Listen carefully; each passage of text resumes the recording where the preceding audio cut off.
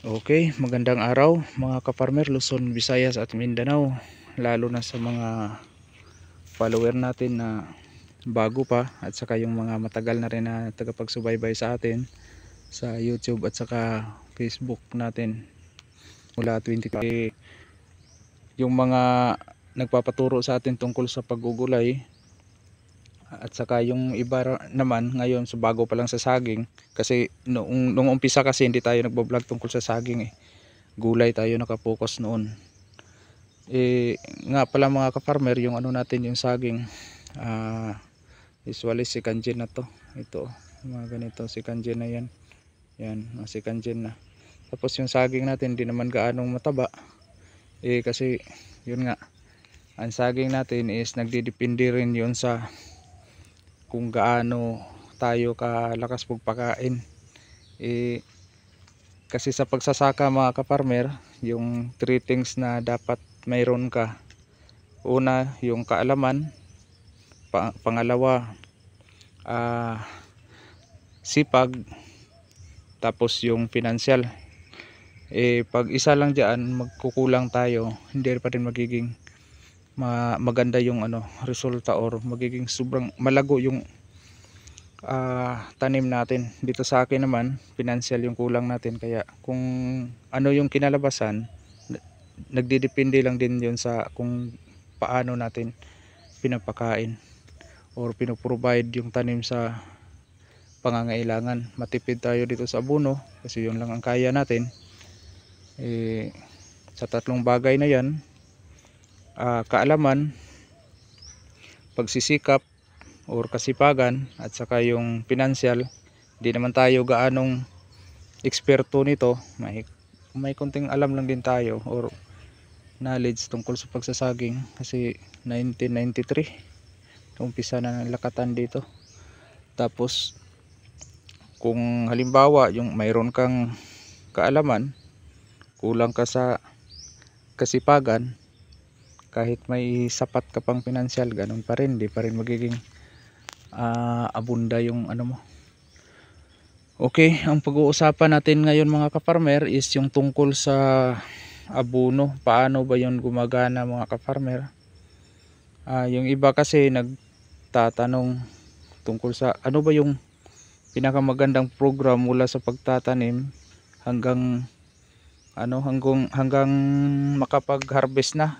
Ang hirap sagutin hon mga ka-farmer kasi kung magbibigay ka ng program yan, hindi mo alam pagka 3 buwan, 4 na buwan, hindi mo nakikita yung resulta. Dapat kasi observe tayo sa tanim kung baka magkakaroon ng kakulangan ng ganito. Halimbawa sa calcium ba, magkakaroon ng kakulangan dyan, or either baka sobra-sobra na yung nitrogen natin kasi mayaman sa nitrogen yung lupa. Kahit kunti lang yung pinapakain natin, ganun pa rin, sumusubra pa rin. Lalo na kung ang area mo laging binabaha, baka kulang na tayo sa zinc. Yung mga ganyan mga ka-farmer, lalo na sa luland. Ngayon pag-uusapan natin kung paano ba gumagana ang fertilization mga ka-farmer, o paano gumagana yung abono na maipaprocess ng tanim. Pag ilagay mo dyan sa lupa, hindi yan siya agad pagkain. Lahat ng mga elemento or mga nutrients na inilalagay mo dyan, ang may function dyan na kukuha is yung ugat. Una, kukunin nyo ng ugat. Mas maganda kung sapat sa patubig or maganda yung klima mga ka-farmer kasi para ma-absorb niya ng maayos. Lalo na pag may calcium tapos kulang-kulang sa tubig, kulang pa sa potassium, mahina yung pag-angat ng abono na dapat masipsip niya, maidala niya doon sa dahon. Ngayon pag maisipsip na yan ng ugat, dadalhin niya yan doon sa dahon. Pagkarating doon sa dahon mga ka-farmer, ang nitrogen ang pinakamay parang siya yung pinaka hari kasi lahat ng mga elemento na or mga nutrients na naipasok or na iangat doon sa dahon, ganito ang yung logic niyan mga kaparmer, ang dahon para siyang kusina. Tapos yung nitrogen siya yung kusinero. Then pagkatapos nun mga kaparmer, dahil nasa dahon na, mabubuo dyan yung tinatawag na photosynthesis. Paano mabubuo yung photosynthesis? Sa pamamagitan niya ng nitrogen at saka yung sunlight, yung sinag ng araw. Dapat may presence sa dalawang yon. Doon yung time na mag-work na yung pagluluto ng pagkain sa pamamagitan ng nitrogen at saka yung sinag ng araw. Yun yung radiation ng araw. Dapat may presence sa dalawang yun. Ngayon, niluluto ng kusinero, kaya nga, yung dapat, yung mga abono na pinapakain natin balanse, lahat-lahat mayroon. Tapos, yung nitrogen naman, siya yung tagapakain. So, dapat mas marami yung papasok doon kaysa sa nitrogen na yung ibang mga elemento or ibang mga nutrients. Kasi ang nitrogen, halimbawa, ang kusina, mas marami yung kusinero, kukunti lang yung lulutuin. Di ba parang kabaliktaran. So dapat mas marami yung lulutuin niya, iilan lang yung kusinero. Ngayon pagkatapos na mabubuo na yun ng nitrogen or naluluto na yung lahat ng mga pagkain, may ano na naman dyan, may in charge. Parang makukonsider natin yung parang ang sink, siya yung waiter. Pagkatapos na maluto yung pagkain, yung mga naihanda nung kusinero, yung mga finished product ng kusinero, yun yung sink ang siyang maglalatag kung saan niya dadalhin yung mga na-process, mga naluluto. So dapat kumpleto ang sangkap para mas maging malulusog yung saging natin or ng tanim natin. Kung anong naluluto nung kusinero, siya lang din yung may isi-serve nung waiter. Yung sink kasi mga kaparmer, maihahambing natin yan siya sa waiter or pwede rin natin maihahambing sa manager kasi para siya yung nagdidikta kung saan niya dadalhin yung sulok, yung mga naipaprocess ng nitrogen. Okay, sana nakuha mga kaparmer. Ganon yun dapat. Kaya yan ang lagi yung tatandaan. Hindi yung basta abono lang kayo ng abono, nitrogen lang ng nitrogen, urea lang ng urea, ammonium lang ng ammonium. Anong magagawa ng puro nitrogen kung wala naman siyang lulutuin? 'Di ba? So dapat mas kumpleto sa sangkap kasi may nakausap ako diyan tungkol sa technician, yun siya ng malalaking kumpanya din na sagingan. Sabi niya, pinakamahalaga lang daw talaga sa pag-aabono ng saging, NPK lang, NPK. Sabi ko, paano na yun kung nakikita mo yung saging mo may kakulangan sa magnesium, nakikita mo may kakulangan sa zinc, nakikita mo may kakulangan sa boron, di ba kailangan na ianuhan mo?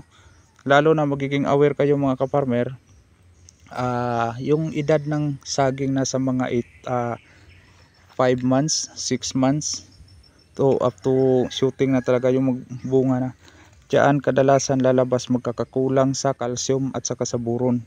Pag once magkakakulang sa calcium mga kaparmer, malaking tendency na magkakakulang rin siya, magkaroon din siya ng kakulangan sa boron.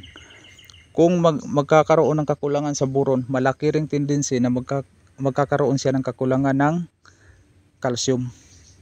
Yang calcium at saka boron, ano talaga yun sila?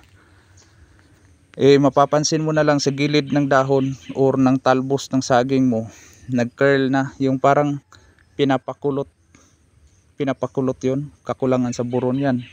Napapansin mo na lang na parang deform na yung diyan sa may palwa tawag sa amin yan ng saging, deform na, hindi na even yung positioning, yun malala na yun ang kakulangan ng boron mga kaparmer.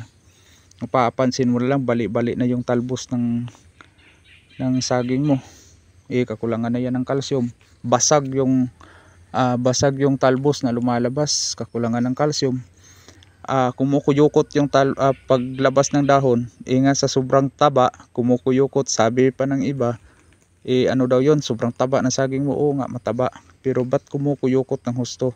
Kung mild lang na kumukuyukot, mild lang din, parang light lang din yung kakulangan ng calcium yan. Kakulangan yan sa calcium mga kafarmer. Pero pag once na bali na talaga yung bali na talaga yung talbos or basag na yung mga dahon na parang manipis mo tingnan or malamya, malaking kakulangan na yun sa severe na kakulangan na yun sa calcium.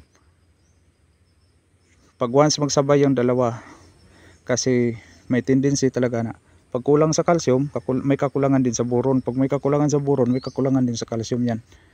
Pag once sabay yung dalawa na yan, huwag kang umasa na mayroon kang malulusog na bunga ng saging mo. Okay? Sana mga ka-farmer nakakatulong or nakakapagbibigay ako ng kunting kaalaman sa inyo.